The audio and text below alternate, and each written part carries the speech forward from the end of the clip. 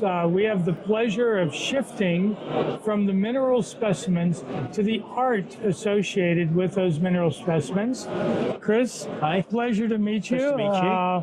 And you're a painter. That's right. And you've been doing a lot of other things before minerals. Can you give us a little bit of your background? Just a bit of a potted history, if you like. So I got into geology early on as a child, and it's mainly through actually seeing drawings of minerals. That was the starting point, and it was crocite. It's the thing that really grabbed my attention as a child. This beautiful, red, fantastic mineral, and how it was formed, and the science behind it. So I pursued a career in geology to begin with. So I went down the academic track and studied geochemistry, did a PhD, and I worked on the ocean drilling program, collecting core samples of seafloor basalts, looking at the secondary mineralogy of seafloor basalt and hydrothermal processes. That's great. But I think as time grew on, I found my true passion was in art and the beauty of minerals themselves. So I kind of made a switch into art through that. I had a hobby of rock climbing as well and mountaineering, so I painted mountains as well as my minerals. So minerals, when only recently started collecting. Because you've gone the full spectrum then, yes. Yeah, so about 4 years ago, I decided, well, I really kind of like minerals. I want to get back into it, but in my own way, not in academic research, but more just for my own pleasure. For your own passion. Yeah. So I started reaching out to the sort of community in the UK. So there's like the Russell Society, there's the sort of Sussex Club. So, and then I started going, field collecting. And actually, it was in a mine called Greenlaws. I got a specimen of fluorite from there. Right. And I was trying to take photos of this fluorite, and I just could not get the colours to come out. What I could see was very different from the photo. So, sort of in a roundabout way, the idea was, why didn't I do a painting of this? So I decided, well, okay, let's do a painting. And with the help of a friend of mine, Peter Ward, who owns Greenlaws. Right. He gave me a specimen to work with. I worked on it. I produced a painting, and he just I was a loss for words, but he said, he was impressed. He was impressed that way. Yeah. And he promptly bought it from me and said, right, you need to go and come to mineral shows.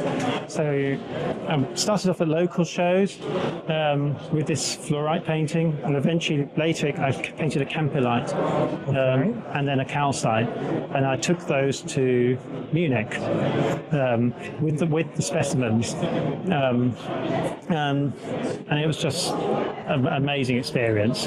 Wonderful. I felt really embraced by everybody, by the show, by sort of everyone in the mineral world just came out. So, well, there are a few mineral painters now, but I look at this and so this man's got really talent. Thank you. Because you look at him and it looks like a picture rather than a painting in some ways.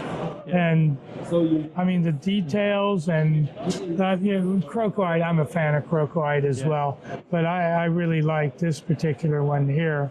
The contrast between the yellow and the red on a V-twin specimen. It's everything a mineral collector would really appreciate. So it's the most incredible thing. I mean, absolutely. I had the pleasure of meeting Chris in Tucson 2023 now, I think it was. Okay, a couple of years ago. He said, I really want you to do a painting of one of my specimens. Come to my house, I'll cook dinner, I'll show you my my thumbnail collection, and yeah, my God, what a collection! Sounds like a bribe to me, but it's a world. I know. I'm just kidding. And that man is a brain. He's oh yeah. The knowledge he has is just unbelievable. Yeah. I mean, I couldn't name half his specimens on it, but out of all of them, I was drawn to the mimetite. The form is simply spectacular. It's ultra rare. It's beautiful. And then sort of Chris and I agreed this is the one we should do. So yeah, well, it was an obvious success. Thank you. So I love axonite as a mineral. Yeah. And I spotted another one over there. Could we Yes. go over and get some thoughts from you on that one? Yeah, of course. Right, so the axonite. This is I finished this literally 3 days before the show. I have two French specimens in my own collection, and a quartz and an axonite. I thought, well, okay. I don't have many mineral paintings in my repertoire yet, so I'm looking for different colours and different styles, and I wanted to challenge myself. So this French axonite is from the Oisan area? Yes. Is it from Armentières, or is it from a little bit further over?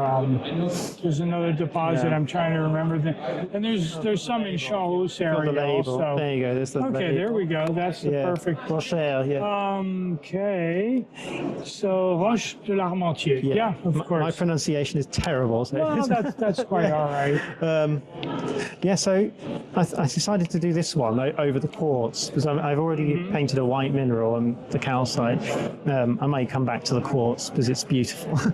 Well, I think pretty much anything you would paint would probably look better than the original specimen. So I'm very, very impressed by what I'm seeing. So thank you so much. It's absolutely fantastic, Chris, and I really look forward to seeing more of your paintings. So thank you. I encourage you to proceed and do this a little bit more often, and I think you're planning to turn it into a new career, so to speak. That's the idea. I want to do more of it because I really love painting. Great. I love the world of minerals and the community and the stories, of course. That's they all have absolutely stories. amazing. And of course, close to my heart, you come from the academic environment. I've been on 4 ODP legs. Oh, have you? So which ones? 122, 136, 166, and 180. Nice. I was on leg 309, 329, and 312. I think it is. Yes. Good for you. Anyway, wonderful. Yes. Really appreciate you agreeing to be interviewed and show us your work. Pleasure. And thank you so much. thank you very much, Chris.